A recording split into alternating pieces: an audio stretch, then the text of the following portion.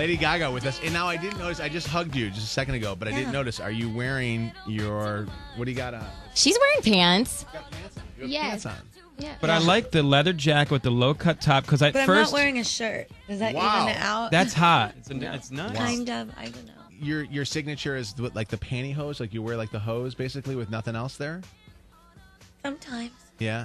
And do you ever like have to leave the tour bus to go into like say 7-Eleven to go get yourself a water or something? I don't have to, but I do that sometimes. And what do the people say? What does the guy behind the counter say when he sees you? They say, "Oh, look, it's Lady Gaga." Do they recognize the guys do, huh? Yes. So they don't think that there's just somebody getting Stripper? off of stripper getting off? I don't know.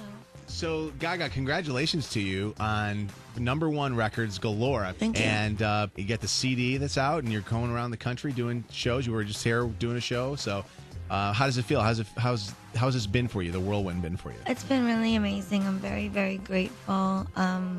I've been playing in nightclubs since I was 14 and hustling in New York. And I was the girl who couldn't get her song played on the radio. Oh, really? Yeah. When you say you're performing at a young age, you were also performing on stage in strip clubs, right? No, that's not true. That's not true. I was actually, we used to do a go-go act together. Like burlesque? Burlesque, yeah, but Okay. it was not stripping. Okay. And how old were you when you were doing that?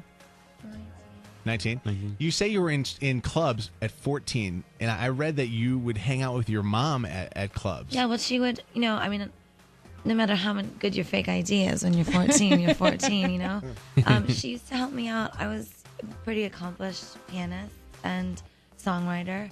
And I actually used to do gigs across the street at a little cafe. I would do classical music while people drank coffee.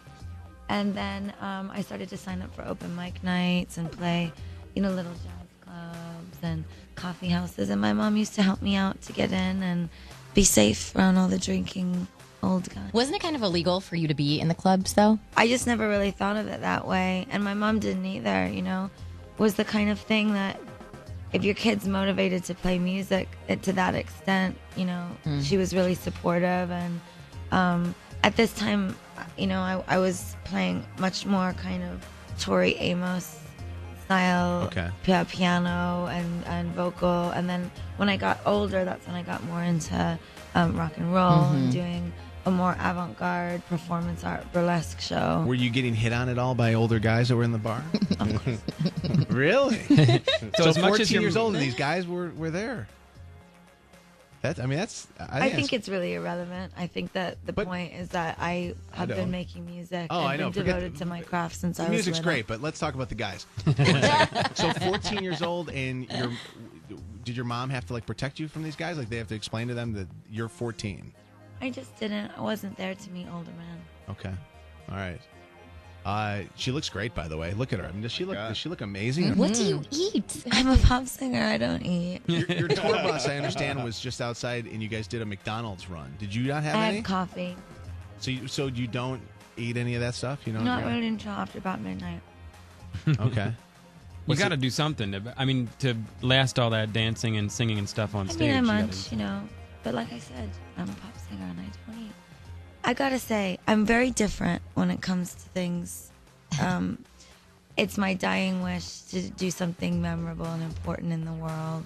I'm so grateful. I mean, guys, she'll tell you, it's like, I've been playing in bars that smell like urine, and I still do sometimes. And I'm secretly Does the studio smell like urine? No. Okay, all right. How about now? But, it's a nice... It's really nice to be selling it. My show sold out all over That's the the country. thing. Sold out tour. You got other little girls dressing like you. And Somebody actually told me that you're the singer that guys most fantasize about. How does that make you feel? I used to go dance. It doesn't bother me. It doesn't bother you at all? Okay. Well, Spike, you want to tell her anything? Not while I'm sitting right next to her. I don't want to make her uncomfortable. Try and make our guests as comfortable I mean, as possible. it's part of being a woman. I mean, men fantasize about women, and It's empowering, isn't it? Actually, in a way, my whole album is kind of about this very thing. Right. The moment that you're in a nightclub, and one person is sitting at one end of the room, and the other sitting at the end. That song, "Love Game," I wrote. It's all about those very precious moments leading up to that hookup. on what that means. It can either turn into a 2-year relationship, or you fall in love after you kiss, or you can make out and the guy's got bad breath and you turn right around and you go laugh at it with your friend. I mean, but it's in that space. In the dance floor is a very sacred space, and in the 70s it wasn't considered shallow or ostentatious or vain to write about partying. It was considered art. So for me, it's a bit of a reminder.